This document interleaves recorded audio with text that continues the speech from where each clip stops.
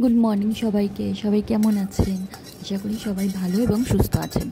কালকে সকালবেলায় ফোন করে পিউদি আমাকে বলল আসতে পারবে না। আমার তো রয়েছে অফিস, প্লাস রয়েছে কেক কেক ডেলিভার করতে হবে। যে বুক থিম কেকটার ভিডিও কালকে রাত্রে ছেড়েছি ওইটা। এইবারে আমার মাথায় পড়েছে বাজ। আমি কি করব? বাচ্চার খাবার বানাতে হবে, আমাকে অফিসেও বেরোতে হবে, কেকও বানাতে হবে। তাই চটজলদি বানিয়ে ফেললাম বাচ্চার এই ডালিয়াটা।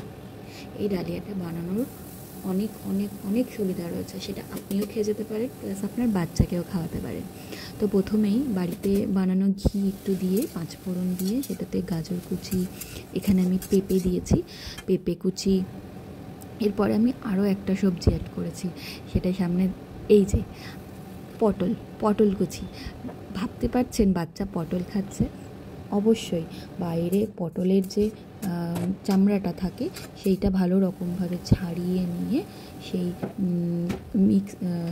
মিক্সার গ্রাইন্ডার, অনলি যেগুলো গ্রেট করার জিনিসগুলো থাকে না, সেই গ্রেট করার ইউটেন্সিল দিয়ে আমি বাইরের সবুজ পোর্শনটা পটলের গ্রেট করে নিয়েছি, আর ভেতরের বীজগুলো ফেলে দিয়েছি।